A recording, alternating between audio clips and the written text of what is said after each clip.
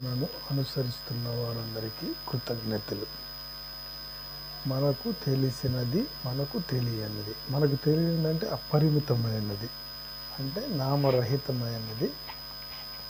మనం ఏ పేరు పెట్టుకున్నా దానికి అది ఎలా అనుభవంలోకి వస్తుంది? మనకు తెలిసినది అంతమైనప్పుడు తెలియనిది వస్తుంది. అంటే ఒక విద్యార్థి కనుక తన పరీక్షల్లో ఉత్తీర్ణులు అవటానికి తన తోటి విద్యార్థులతో సరదాలు అవన్నీ మానుకున్నప్పుడు అతను పరీక్షల్లో విజయం సాధించినట్లుగా, ఒకటి వదులుకుంటే ఒకటి ఉన్నట్లుగా ఆ తెలియనిది అనుభవంలోకి వస్తుంది.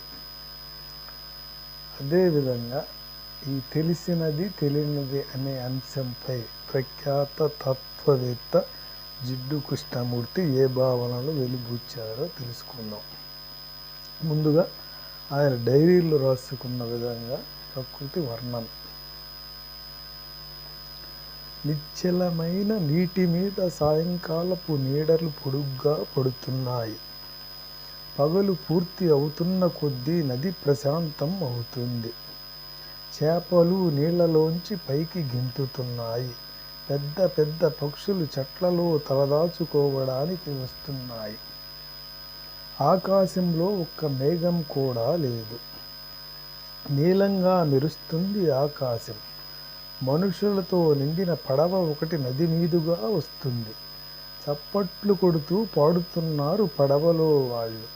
కొంచెం దూరంలో ఆవు ఒకటి అరుస్తుంది. సాయంకాల సుగంధం పరివ్యాప్తమై ఉంది.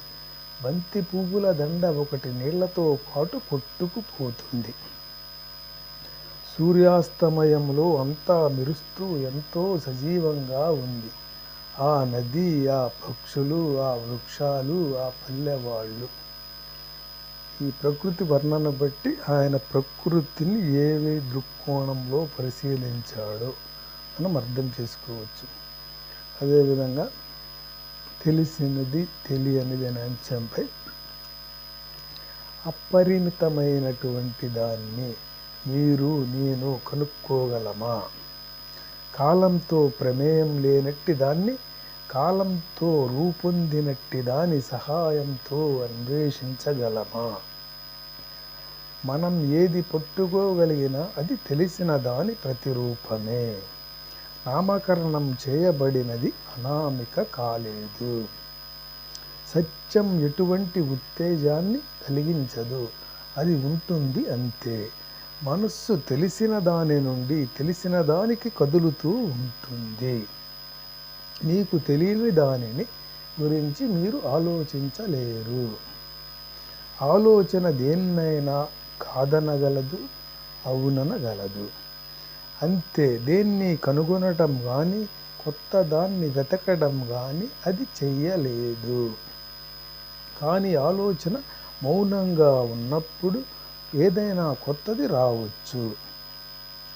ఆలోచనకు సత్యాన్ని కనుగొనడం కానీ అనుభవం పొందడం కానీ దానికి చేత కాదు.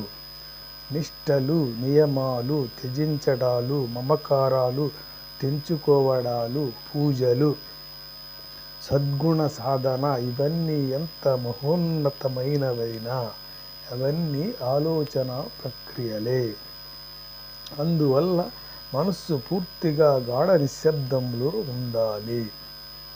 ఇంకా దేనినో కోరకుండా ఉన్నప్పుడు, ఏదో అవ్వాలనే ప్రక్రియలో ఇంకా ఏమాత్రం చిక్కుకోకుండా ఉన్నప్పుడు ఈ నిశ్శబ్దం ఏర్పడుతుంది. మనస్సు కొత్తదాన్ని ఎప్పటికీ అనుభవం పొందలేదు. అందువల్ల మనస్సు పూర్తిగా నిశ్చలంగా ఉండాలి. చైతన్యావస్థ యావత్తు నిశ్శబ్దంగా ప్రశాంతంగా ఉన్నప్పుడు, ఏదో అవ్వాలనే ఏ విధమైన కోరిక లేకుండా ఉన్నప్పుడు, అనాలోచితంగా ఉన్నప్పుడు, అప్పుడు మాత్రమే అపరిమితమైనది ఉద్భవిస్తుంది. అదే ధ్యానం చేయడం అంటే అని ఆయన మనకు వివరించారు. ఈ తెలిసినది తెలియని దాని గురించి మీకు ఒక సంపూర్ణ అవగాహన కలుగుతుందని ఆశిస్తాను. సత్య శోధన సంస్థ ప్రధాన కార్యదర్శి వేణుగోపాల్. ధన్యవాదములు.